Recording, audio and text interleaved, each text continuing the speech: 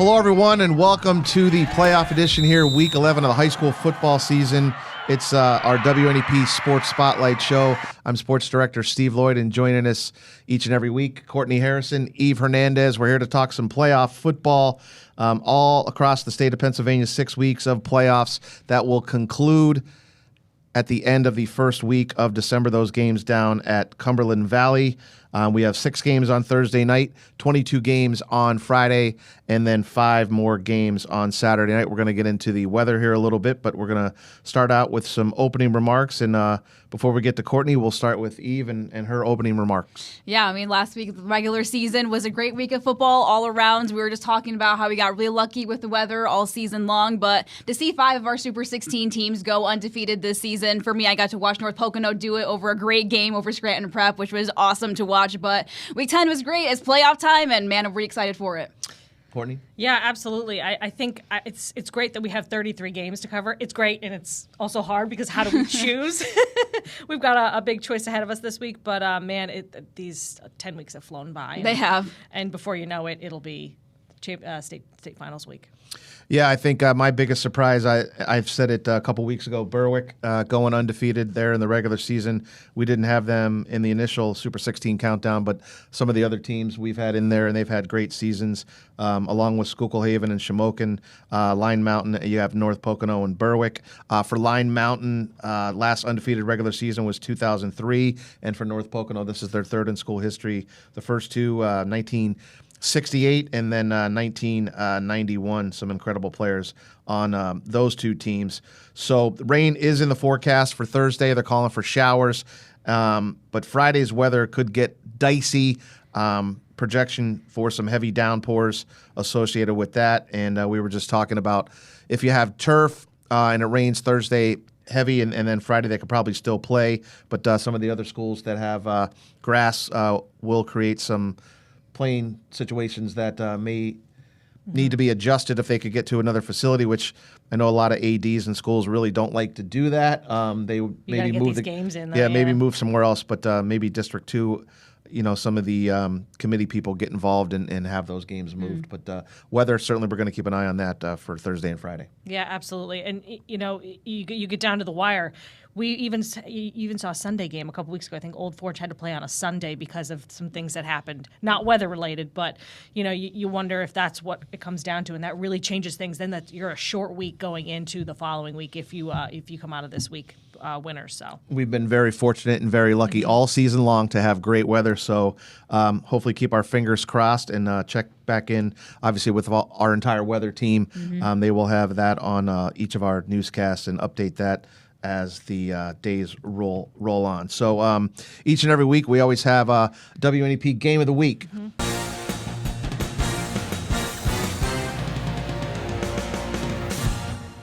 We do not have a WNEP Game of the Week, but we each have games that are kind of a little intriguing that we're looking forward to covering. I really think the Tri-Valley at Marion Catholic game has a chance to be something special. Do you guys kind of have a game that you're kind of honing in on? Yeah, I mean, you and I talked earlier. There's a lot of some good games in District 2 this week. I'm still curious as to see how Athens will handle Jersey Shore. I don't know. I said to you before we started, I'm like, I kind of have high hopes for Athens to be able to put up a fight, but Jersey Shore is still a pretty good team. They're playing down a little bit. Athens has kind of elevated themselves, so maybe we meet in the middle. We'll see. Yeah, for once, Jersey Shore gets to remain home at Thompson Street Stadium.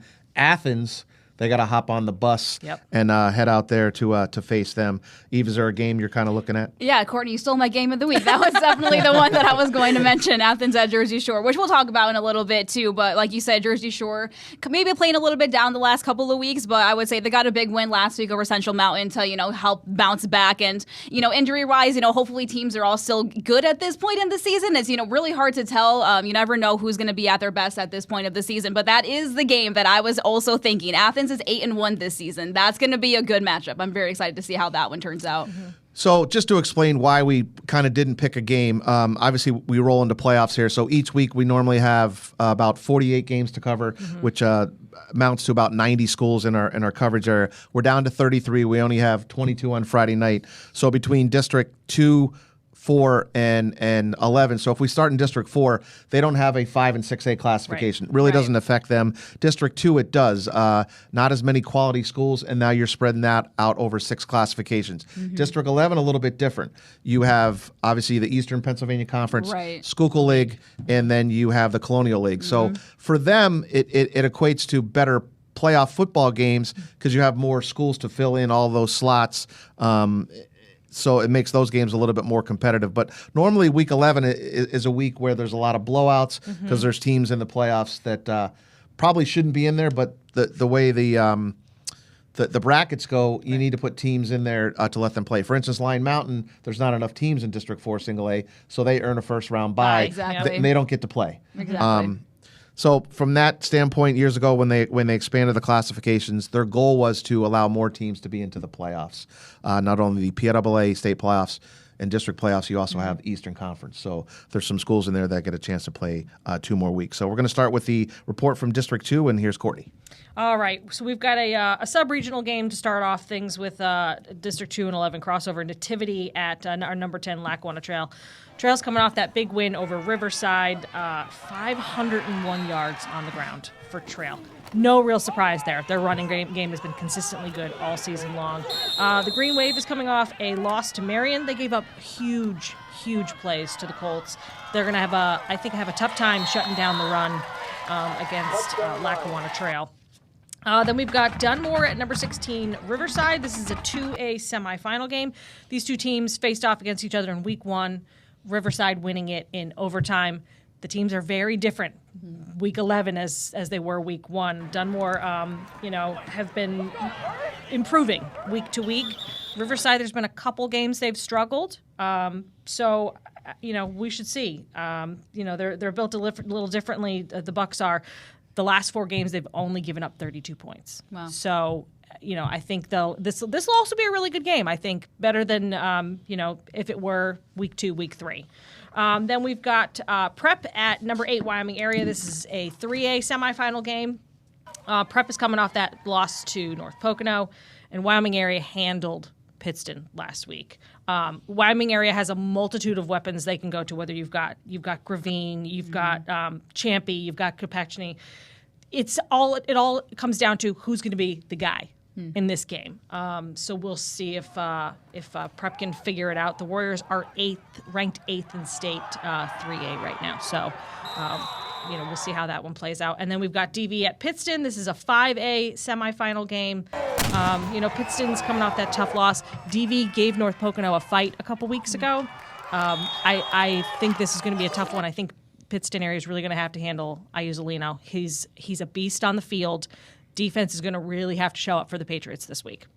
And I would think Keith Olsmer and his staff are very familiar with what Coach Russick ran at Honesdale, because Honesdale and Delaware Valley played a lot, and now with Russick down at Pittston. Yep. Probably certainly some of the same type of plays, obviously different players, but familiarity there between those two coaches. Yeah, absolutely.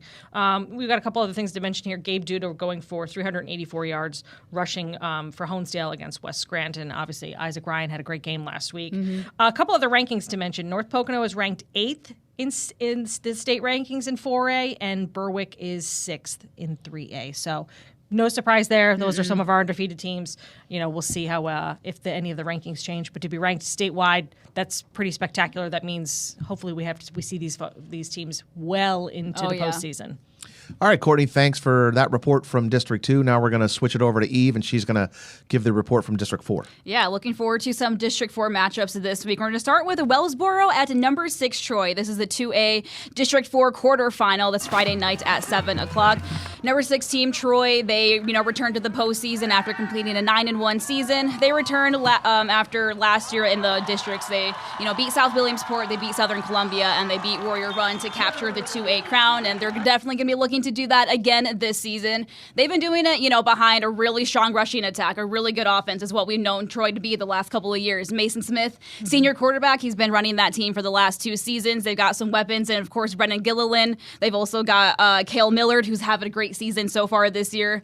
Just a couple of weeks ago, Smith has really, done a really good job carrying this offense. 210 yards on 19 carries and 5 touchdowns in Troy's win over Central Mountain 2 weeks ago. That was a 70-point win for Troy. They are sixth in the state right now in total points, 486 total points scored this season. That's an average of 48.6 points per game, which is seventh in the state in average. So Troy will run it up and down the field, they'll run it down your throat, and they will beat you. Defensively, they don't give up a lot of points on that side of the ball either. So this Wellsboro matchup is going to be interesting. Troy's going to be looking to, keep their good season alive so far. I think since that loss to Waverly, they've rattled off 7 straight wins, and they'll be looking to do it against Wellsboro too. So we'll see how our state championship, defending championship Troy team can do here in the playoffs. Let's also talk about Mount Carmel at Montoursville. Mount Carmel coming off of that really close game versus Shamokin last week, that cold bucket game. Mount Carmel gave them everything that they could handle to try to get a win, but they finished 5-5 on the season. Probably not the record that they were looking for at the end of the year, but as they get in the postseason, something that Coach Jara has told me before is the run game carries well into the postseason, and that's what they're going to be looking to do. But they're playing, Montoursville, which is a really hard team to go against. They've had a great season so far. Big 52-14 win over Loyal Sauk last week that you guys saw in our sports final. Hayden Harvey and Christian Banks both rushing for over 100 yards in that win, and then they win the Bridge Trophy for the first time since 2021. So that was a good win for Montoursville. Absolutely. Quarterback Elijah Eck having a great season. He went over 1,000 yards passing in that game last week with that win. And then thanks to their big offensive line also, their run game was able to control a really good Loyal Sauk team. Loyal Sauk has been pretty stout on defense. We've seen a couple of their games this season, but I think it was actually kind of a shocker, I would say, the final score to that game, seeing how big the Warriors were able to get that win. But we'll see what they can do against Mount Carmel. But we know Mount Carmel is going to want to spoil the season for the Warriors, but the Warriors have been a really good team in District 4. And then we'll also talk about one of the game that we talked about a little bit earlier, Athens at Jersey Shore. Athens 9-1 on the season. Jersey Shore finishes 7-3. This is a semifinal in 4A in District 4. This game also Friday night at 7 p.m. The Bulldogs were trying to secure a home game for the semifinal. They needed to win over Central Mountain last week, which they did. We mentioned 63-26 win to get a bounce back over Scranton Prep. They started really slow in that game. Not really sure what was, the difference in that game with Scranton Prep. We usually used to seeing Jersey Shore, hang with good teams and be dominant over teams that aren't good. But Scranton Prep kind of flipped the script and just dominated them. They've had a good season too, but that was definitely one of the surprises of the season, I'll say. But Athens, they're going to be trying to spoil Jersey Shore's season and try to be the ones, playing for the district final at the end of the year. They had, great season so far. They are 7th in the state in points scored, 448 points this season, an average of 48.4 points per game. That's all thanks to they kind of got a mix of quarterbacks going on. Connor Davidson, he's their senior quarterback, but they've also mixed in his brother, who's a freshman, Shay Davidson, in at quarterback too. They kind of put them both in the backfield also. So it's been a mix of both of them picking up a lot of yards for the Athens offense this season. But that one, I'm really excited to see how that's going to turn out.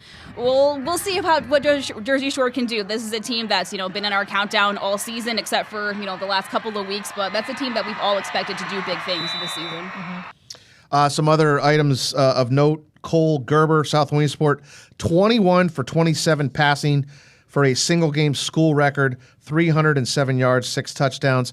His teammate, Levi Butler, also from South Williamsport, he had 14 catches for 187, broke the school record for reception. So congratulations to those two gentlemen. And keep it up against Warrior Run. Yeah, South Williamsport, they're 7th seed in 2A, and like you said, they will face their number 2 seed, Warrior Run, on Friday night. Yeah, and you guys talked about Troy and Athens, all the points they're piling up. Montgomery, they are 8th in points allowed on defense, only allowing 69 the entire season.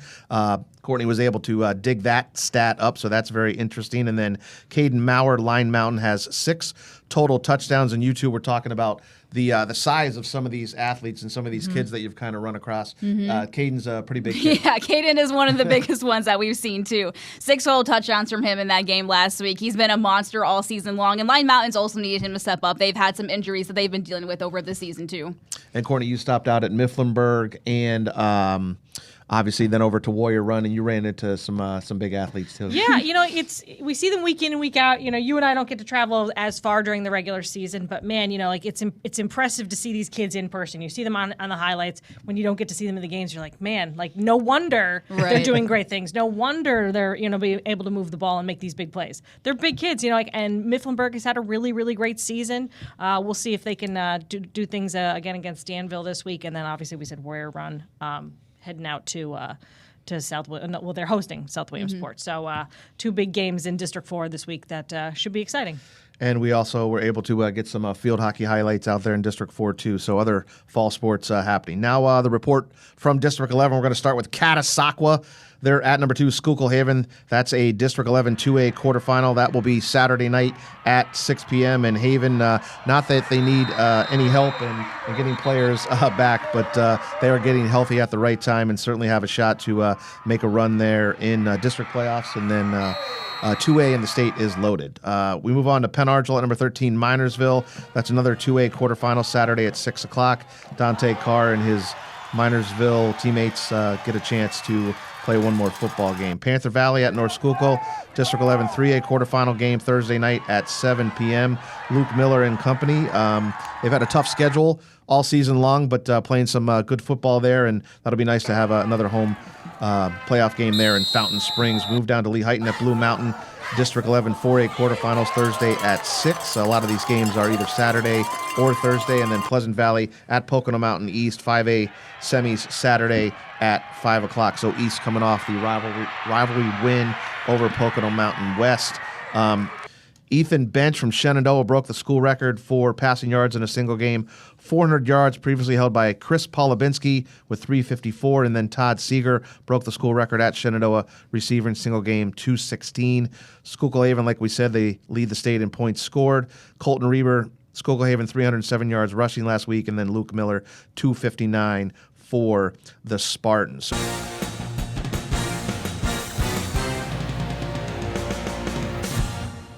So now we're going to get into some of our WNEP plays of the week, and we have 3 to get to, and Courtney's going to pick one that kind of stuck out with her last week. Well, it was the game that I was at last week, the Pittston area, Wyoming area game. Man, Brody Spindler is super fun to watch. This was early on in the game. He was just pushing through the line. All of a sudden, he just pops out 82 yards. Watching him run, he's like just a solid guy. I think I said something on the sidelines. It was kind of like Cam Scattaboo. Like he's just rough tumble and he's just gone. It's hard to stop a guy with the size like that. He was able to capitalize on that run with scoring a touchdown shortly thereafter. But man, he's one of the fun ones to watch. Definitely. So one of our try plays of the week, that Spindler was the first, and then we had Isaac Ryan from Lackawanna Trail. He had 5 total touchdowns, 4 in the first half against Riverside, and some crazy runs, body control. The one time he was down, put his hand on the ground, the official got in the way a little bit. We couldn't really see the whole play, but crazy game for Isaac. Just an incredible athlete there, and certainly Coach Jervis gives a lot of credit to the kids in front of him. They are very physical, very big, and they do like to run that wing T. So a WNEP Play of the Week honoree is Isaac Ryan from Lackawanna Trail. Some crazy runs there down in Taylor last week. And then we will add a little Wildcat play for our other co-play of the week, Cole West, for the Trojans. We've seen it a couple times this season, him and the Wildcat, but this time a passing touchdown to the quarterback, Chase Zimmerman, in the corner of the end zone. Cole West had an interception in that game that led up to this touchdown, and that touchdown led to the win over Scranton Prep. So that is my pick for our try play of the week, that Cole West play. Great job. All right, so Brody Spindler, we have Isaac Ryan, and then Cole West. So once again, we just want to let everybody know we are once again doing our WNEP Dream Team Showcase down at the Wilkes-Barre-Scranton International Airport. We're going to send out the forms for all the coaches to fill out to nominate their kids, and then we will pick the top 32 players from across the area, and those numbers fill up quickly. So we always have Player of the Year, and then we have an Offensive and Defensive Player of the Year, Coach of the Year, and we will have our number 1 team in the Super 16, which comes out, I believe I said last night, Monday, December 8th. at 6 p.m. So you can check that out on the news and obviously online. So that's our first block. When we come back, we will look at Week 10 and some of the big games that we covered here on the WNEP Sports Spotlight. Stay with us.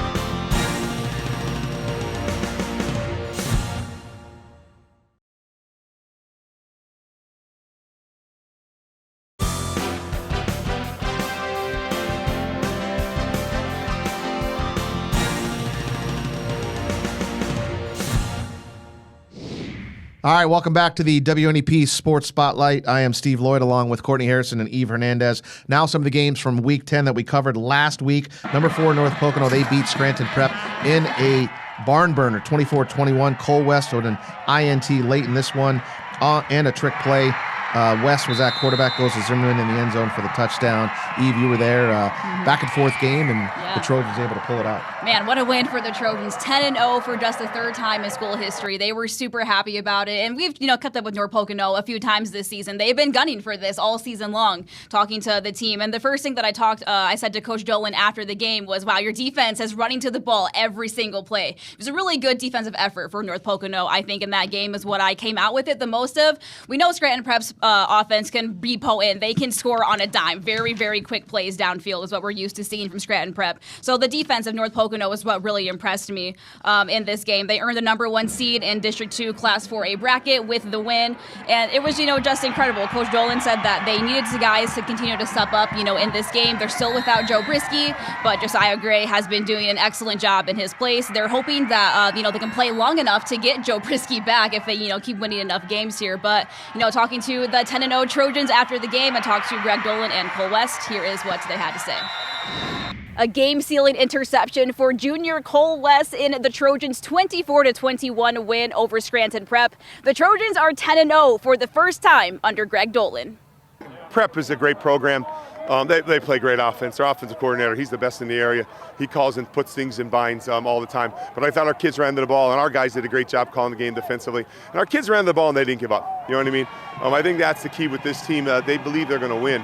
And that's really the biggest thing, belief. We run to the ball, we're physical, and I think that's a great thing going into the playoffs for us. It feels awesome. I mean, the last time we were 10-0, my dad was on the team, so it's a crazy feeling. This community, it's special. What year was that? 91, I believe. It's a special feeling. I mean, everywhere we go, everybody's congratulating the team. I mean, we're league champs, we're 10-0, that's exactly where we want to be, but going with it with my boys, it's a special moment I won't forget.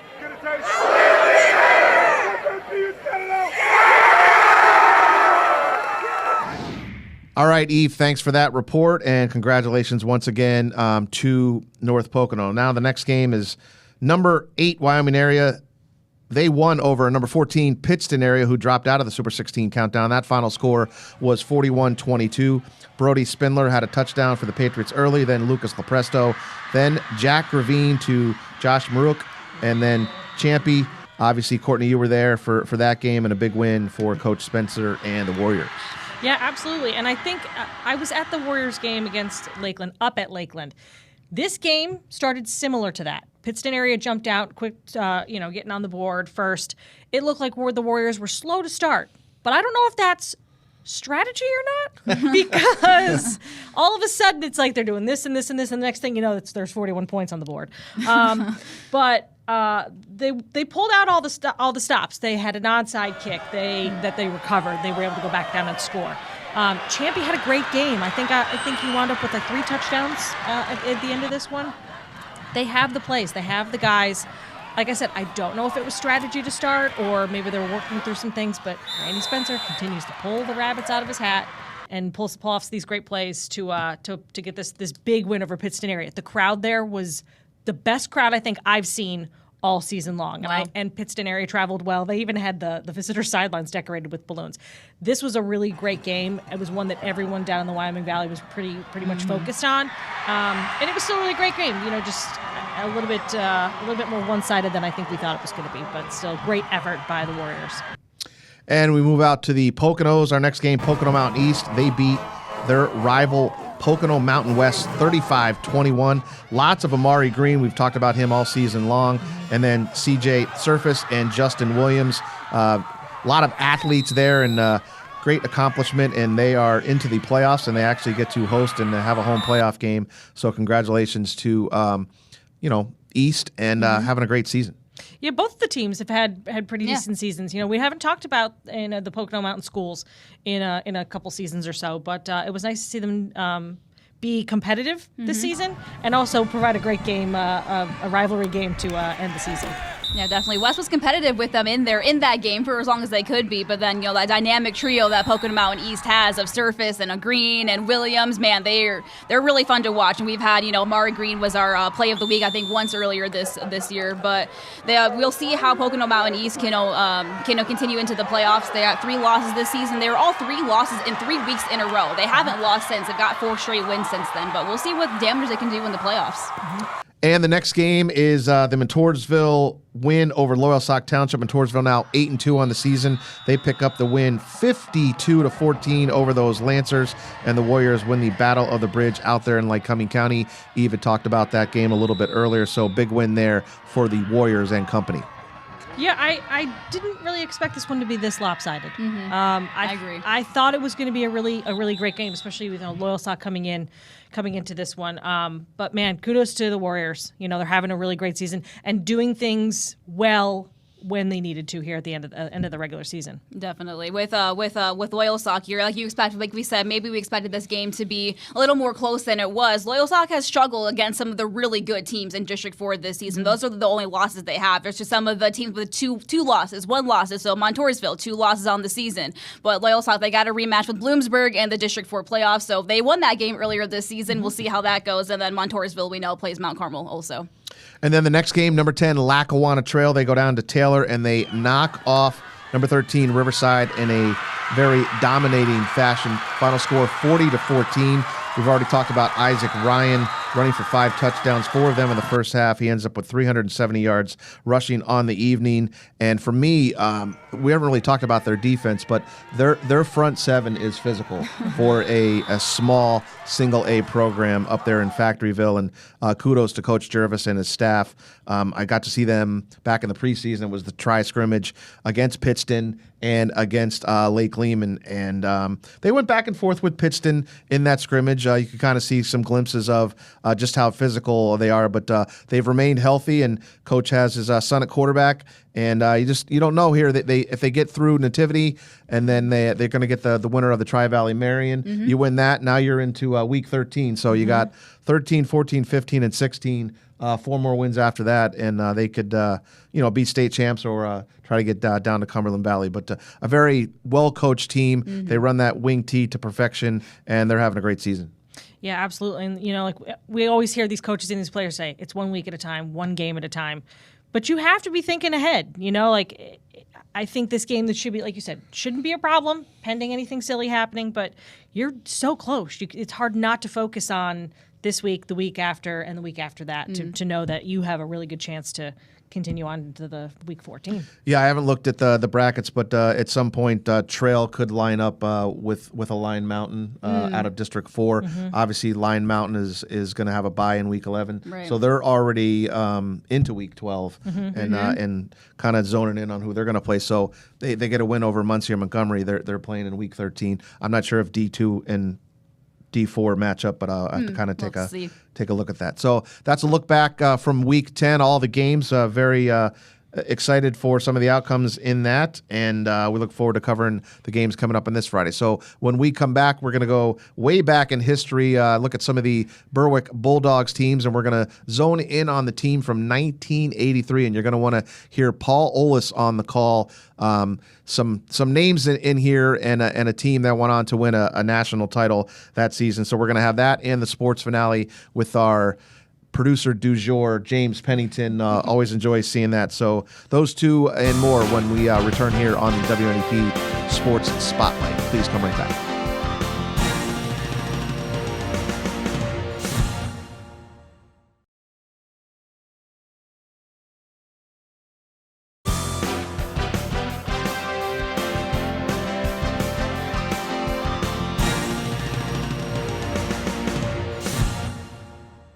All right, welcome back to the WNEP Sports Spotlight and a little video vault now we're going to get into. This is from 1983. The Berwick Bulldogs, the number one team in the country. They beat North Pocono 41-0. And we're going to hear the call from Paul Ollis, and then Timmy Carlson has the post-game interviews down on the field. So you're going to hear Joe Orlando in here, Andy Mills, Tony DeWeese, Mike D'Alberto. The Dogs go 13-0, and Coach Curry and company really kind of building something not only locally but the national exposure that he put Berwick on the map, and you're going to see in this game to take down a really quality team in North Pocono back in 1983, 41-0 was something pretty special. A big win. The year of my birth. So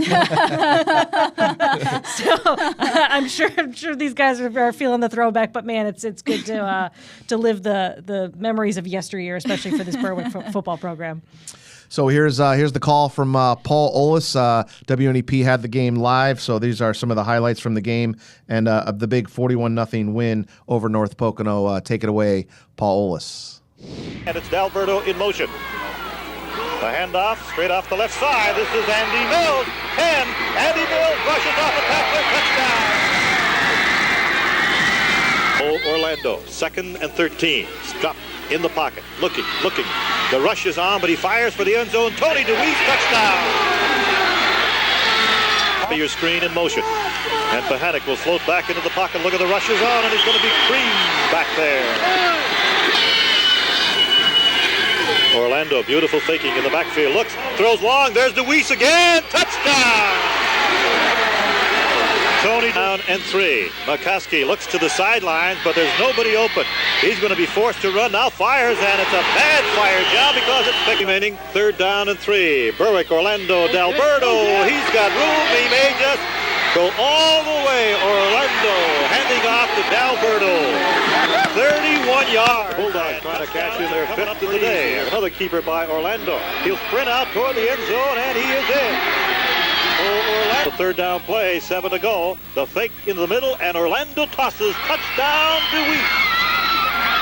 Hit the tight end on it for North Pocono. Makowski wants to go to the air. Palis has his back turned. He's wide open, Paul. He's wide open. You've thrown several touchdown passes today. How do you feel about it? Oh, it's great. It was a team effort. We knew that we had to come in a ball game like we had a lot on the line, like the national rankings, and we just wanted to show people, what we were made of. How do you feel being the number 1 coach? Well, I'll tell you, when you got great football players like I have, it's very easy. But I'll tell you, it was a town effort. Our kids, they worked their butts off for 3 years for this. And goodbye to me. I'm here somewhere, but there's George Curry and the trophy. The boys are holding them up, and they've earned it, believe me, in this ball game today. All right, so exciting times down there in Berwick.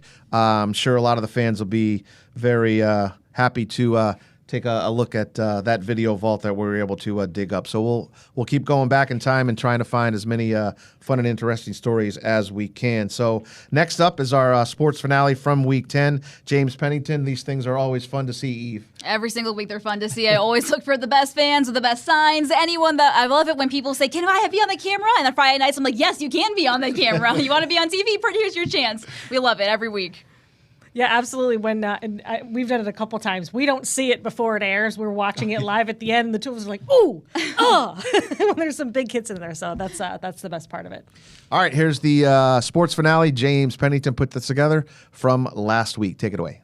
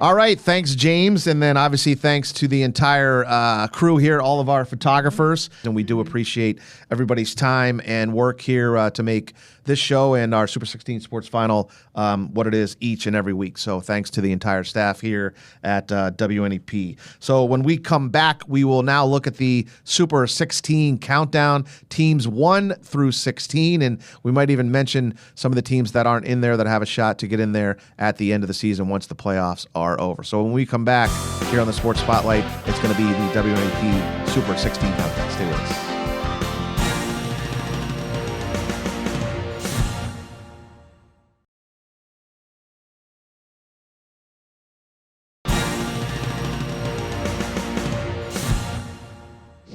All right, welcome back to the WNEP Sports Spotlight. I am Sports Director Steve Lloyd, Courtney Harrison, Eve Hernandez. Let's roll out the WNEP Super 16 countdown. It came out on Monday, October 27th. So Team 1 is still Shamokin. 2 is Schuylkill Haven. They are both undefeated. Line Mountain is 3. They are undefeated. Team 4, North Pocono, 10-0, undefeated. Berwick, 5, undefeated at 10-0.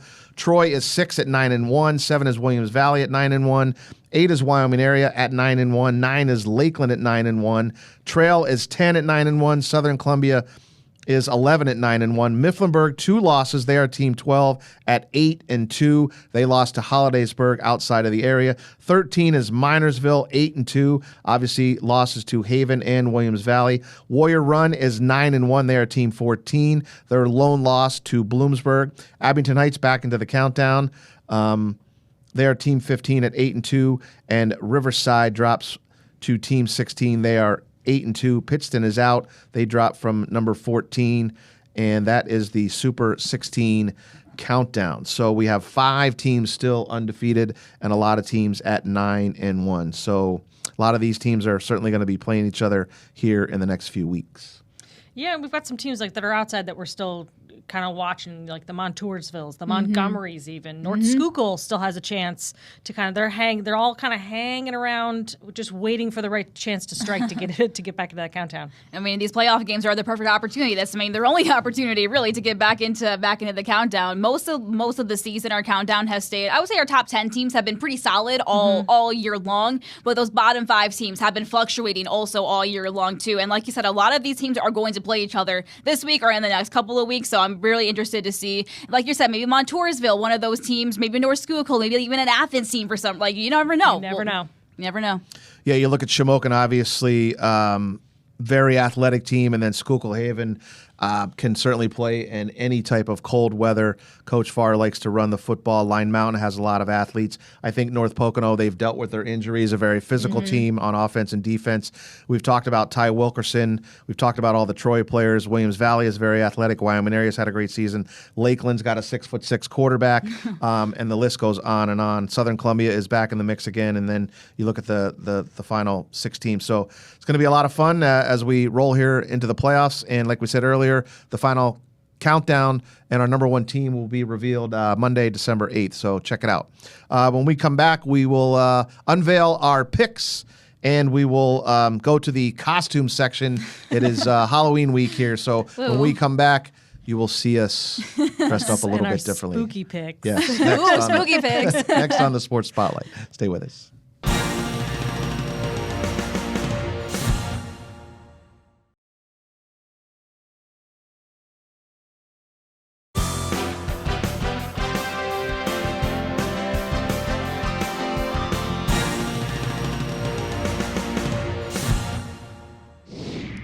And hello, welcome back to the WNEP Sports Spotlight.